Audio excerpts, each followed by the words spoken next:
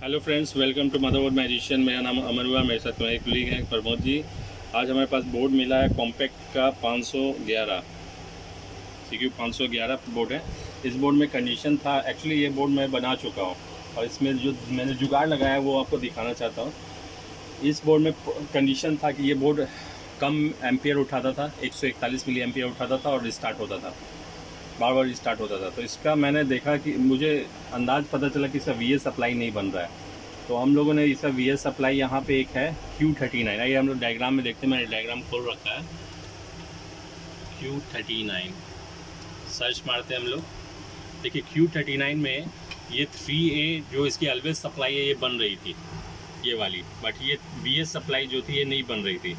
जिसका जो इसके गेट रिस्पॉन्सिबल होता है, गेट 3S से रिस्पॉन्सिबल होता है। तो मैंने सोचा यार कि इतना तामझाम नहीं करना है इसका वाइसिंग के लिए, इसको जंपर मार देता हूँ, बोर्ड बन जाएगा। तो जंपर मारा, ये सप्लाई बन गया, एम्पियर कुछ बढ़ा। इसके बाद ये 5 वोल्ट की VS सप्लाई बन रही थी। ये गेट अंडर्स को 5S अवेलेबल था, इसलिए ये सप्लाई अपने आप बन रही थी। लेकिन यहाँ पे कंडीशन था गेट अंडर्स को 3S एक अलग टाइप की सप्लाई है जो ये भी इनेबल करती है, जिसकी वजह से ये नहीं बना रहा था, ये सप्लाई, ये सिग्नल नहीं आ रहा था इसके गेट पर।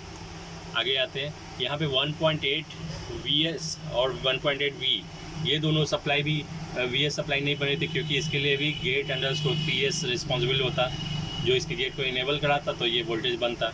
और ये गेट अंडरस्कोर 3S एंड ये दोनों कॉमन वोल्टेज, इसका मतलब कि ये दोनों ही नहीं बनेगा। ये हम लोग बोर्ड पर देखते हैं। यहाँ पे आप देख सकते हैं Q39 जो 3 वोल्ट का VS था, मैंने 3 वोल्ट को शॉर्ट करा दिया यहाँ पे पिन से, तो जंपर बना के एक सप्लाई बना दिया। और 1.8 वोल्ट के लिए यहाँ पे Q16 जो मॉस्फेट है, इसको भी मैंने शॉर्ट करा दिया और VS सप्लाई बना दिया, ये भी बन गया। बोर्ड का एम्पियर 600 मिली एम्पियर के आसपास उठ रहा था, मुझे लगा डिस्प्ले आ जाएगा, लेकिन फिर भी डिस्प्ले नहीं आ रहा था।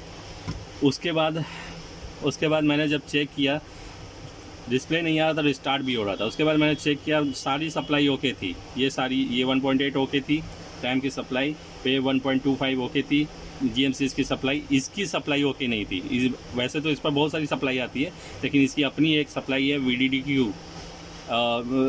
VDDQ नहीं आ रही थी। ये है L550। आइए देखते हैं L550 का कौन सा वोल्टेज है। 550। देखिए L550 में VDD की अंडरस्कोर कोर वोल्टेज यहाँ से निकलता है, जो कि अवेलेबल नहीं था। इसके लिए मैंने इस IC को पकड़ा। इस IC पर यहाँ पे ये IC है आपकी, ये वाली IC है।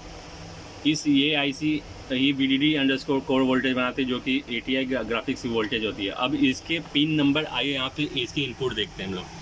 पिन नंबर 1 पर Vin इनपुट है यहाँ पे, जो कि 1.8 वोल्ट है। इस IC पर भी 1.8 वोल्ट मुझे आ रहा था। उसके बाद ये जो है 3 नंबर VLDO, ये एक आउटपुट वोल्टेज है। जब ये इनपुट होगा तो ये आउटपुट वोल्टेज होगा, जो कि VPCI वोल्टेज निकालेगा। ये जो VPCI वोल्टेज है ATI के किसी खास सेक्शन को सप्लाई देने का काम करता है। तो ये मुझे आउट नहीं हो रहा था। अब ये आउट कैसे होगा, ये इनेबल LDO से आउट होगा। जब इनेबल LDO मिलेगा, ये इनपुट पिन है LDO का, और इनेबल LDO मिलेगा, तब VLDO आउट होगा। VLDO के लिए इनेबल LDO के लिए मुझे इसका पावर गुड से ये इनेबल होता है, इसके खुद के पावर गुड से ये इनेबल होता है। और पावर गुड मेरा आ नहीं रहा था, इसका मतलब कि मैं LDO के पीछे अभी नहीं पड़ना चाहूँगा। इसमें पहले इसका पावर गुड बनाने का कोशिश करता हूँ। इसके लिए Vin 5 वोल्ट अवेलेबल था, मैंने चेक कर लिया, 14 नंबर पिन पर अवेलेबल था।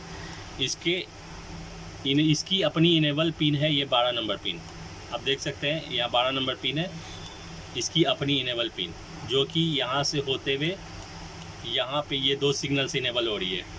अब 2 सिग्नल से इनेबल हो रही है, यहाँ पे फिर हम लोग आ जाते हैं उसी पर gate underscore 3S underscore R, मतलब यही सिग्नल इस सप्लाई IC को भी एक्टिवेट नहीं कर पा रही है। और जबकि यहाँ पे SLP S3 जनरेट हो रही है, बट ये ओपन लिखा हुआ है, मतलब यहाँ पे ये रेजिस्टेंस लगा हुआ नहीं है। हम लोग क्या करते हैं, वहाँ तो 2 मॉस्फेट को सप्लाई शॉर्ट करके हम लोगों ने सप्लाई बना दिया, हम लोग चाहे तो एक क्लासिकल तरीक़ा से चल सकते हैं कि इस गेट को इस सिग्नल को ही एक्टिवेट कराएं। अदरवाइज एक देसी जुगाड़ ये किया कि हमने वहाँ पे शॉर्ट करा दिया 2 मॉसफेट को। उसके बाद अगर इस आईसी को एक्टिवेट कराना है, यहाँ ओपन है, क्यों ना ये रेजिस्टेंस को उठा के हम लोग यहाँ पे डाल दें जो अवेलेबल नहीं है। ठीक है, जब ये रेजिस्टेंस को उठा के यहाँ पे डाल देंगे तो SLP S3 का काम हम लोग एक्टिवेट कराने के लिए यूज़ करेंगे, जो कि सर्किट मैन्युफैक्चरर ने दिया नहीं है यहाँ पे। तो आइए हम लोग देखते हैं यहाँ पे। देखिए इस जगह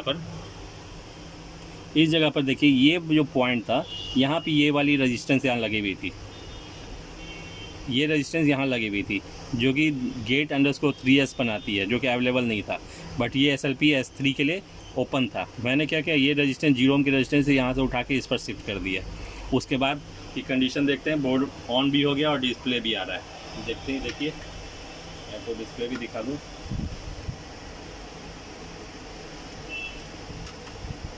DSO देखिएगा हमारा,